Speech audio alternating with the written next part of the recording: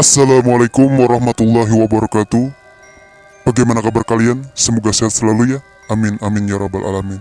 Baiklah, di sini saya akan mengisahkan tentang sebuah kisah bekas rumah kosong yang terbengkalai. Cerita ini berasal dari subscriber saya bernama Ardi Wijaya. Dia akan mengisahkan tentang pengalaman pribadinya sewaktu berdiam di rumah kosong yang terbengkalai. Sebelum kalian menonton video ini, jangan lupa klik tombol subscribe dan klik tombol lonceng di bawah, karena video ini gak bakal mulai kalau kalian gak klik tombolnya. Oke? Gue kasih 10 detik. 1, 2, 3, 8, 9, 10. Selamat menonton. Nah, jadi namanya itu Ardi Wijaya. Dia biasanya dipanggil dengan sebutan Ardi. Nah, di sini dia mau mengisahkan tentang cerita horornya, di mana kisah ini adalah pengalaman pribadinya sendiri. Jadi kisah ini bermula sejak dia masih kecil, di mana usianya itu kurang lebih 5-6 tahunan. Karena ini sudah lama kejadiannya, mungkin dia tidak ingat. Jadi pada kali ini saya akan memposisikan diri saya sebagai Ardi Wijaya. Jadi kisahku yang pertama ini tepatnya di rumah sendiri, di mana kami cuma tinggal bertiga, yaitu ayah dan ibu. Kami adalah keturunan keluarga yang sederhana dan tergolong pas-pasan dengan petak rumah cuma berukuran kira-kira dulu ukuran 5x5 atau 4x5. Nah, jadi di depan rumah kami dulunya ada rumah yang terbengkalai peninggalan rumah orang dahulu, dan itu terkesan cukup angker pada zamannya. Sebelumnya rumah kami nggak ada masalah dan gangguan apapun. Singkat cerita, ayahku membeli tanah dan rumah yang sudah lama terbengkalai. Yang benar saja baru beberapa hari atau sekitar 5-6 hari meninggali tempat tersebut setelah direnovasi, gangguan-gangguan itu mulai saya rasakan. Nah, yang anehnya cuma aku yang merasakan gangguan-gangguan tersebut. Kalian tahu nggak? Dia menampakkan diri sebelum rumah itu kami tempati pada malam hari. Malam pun tiba. Nah, pada malam itu mungkin kurang lebih sekitar pukul 10 malam. Di saat itu kami mau istirahat tidur malam, dimana waktu itu aku tidur masih ikut sama orang tua. Nah, jadi satu kamar gitu, bertiga. Nah, jadi posisinya itu saya berada di tengah, di sebelah kiri ada ibu, di sebelah kanan ada ayah. Nah, entah kenapa pada malam itu saya susah tidur dan merasa hawanya sangat panas. Saat itu ayah sudah tidur pulas dan ibu juga. Jadi mataku selalu terjaga, selalu kulihat seluruh sudut kamar kiri dan kanan. Oke, tidak apa-apa. Kemudian saya lihat lagi, tiba-tiba muncul satu sosok berwujud hitam tinggi besar pas berdiri di depanku. Nah, pada saat itu juga saya merasa tidak takut sedikit pun, karena masih anak-anak dan masih polos. Jadi saya cuman ngeliatin sosok hitam itu yang berdiri di depan saya.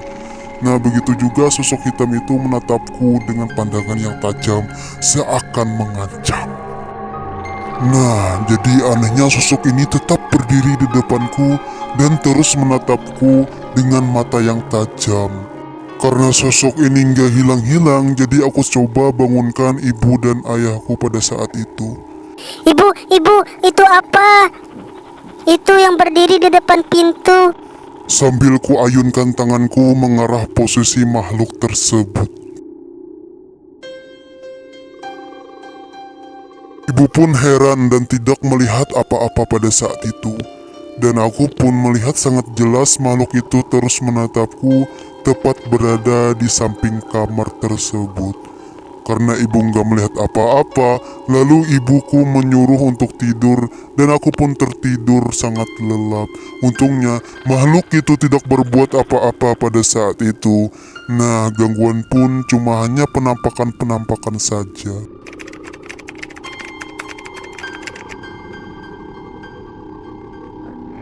Singkat cerita, pada itu umur saya sudah menginjak mungkin sekitar 16 tahun. Pada saat itu saya bersekolah di sekolah menengah kejuruan. Nah, saat ini saya sudah mempunyai 2 orang adik perempuan.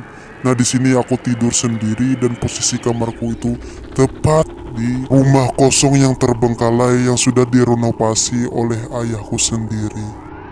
Nah, semenjak aku tidur di kamar tersebut, kalian tahu nggak?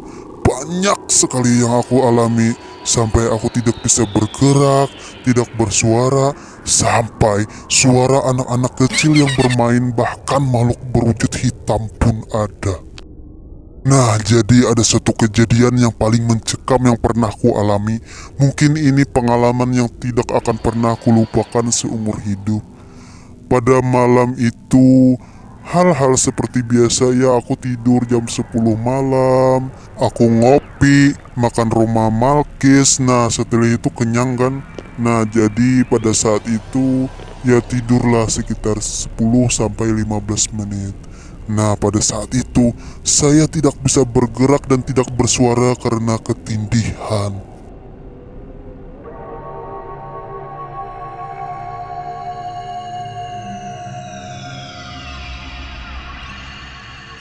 Pada malam itu saya bergerak tidak bisa, bersuara tidak bisa. Mungkin yang hanya bisa saya lakukan adalah berdoa dalam hati, semoga saja ketindihan ini cepat berakhir. Nah, pada saat itu hampir semua ayat dan surah-surah pendek yang kuhafalkan kubacakan semuanya, termasuk ayat kursi. Tetap saja saya tidak bisa bergerak dan tidak bisa bersuara. Nah, pada saat itu aku hampir menangis ketakutan. Tiba-tiba ada suara perempuan ketawa. Kalian tahu nggak apa itu?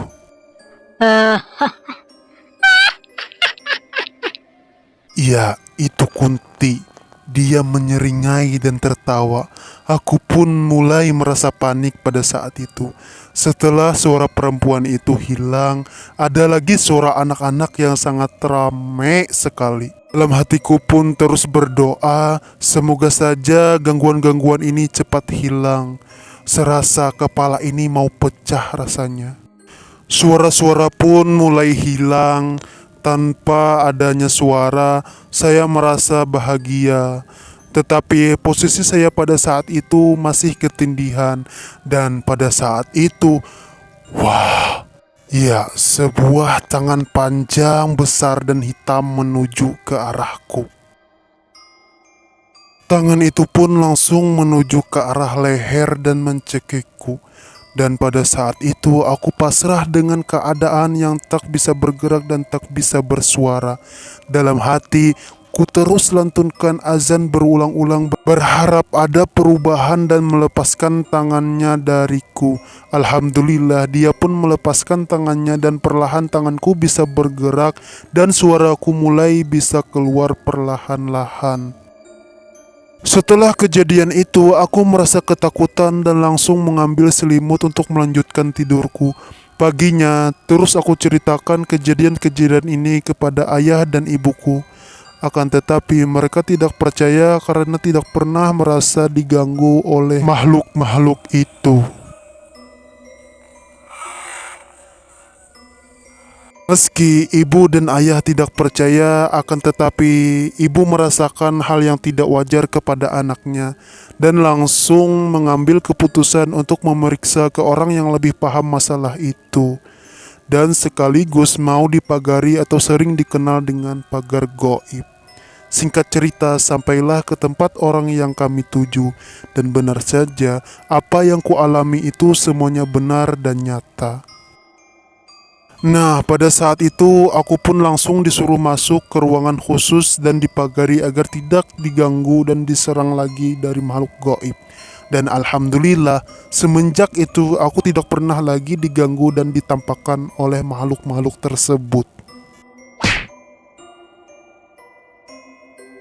Nah, semoga saja kisah ini membuat kalian happy, senang, gembira, dan menemani kegabutan kalian pada malam ini.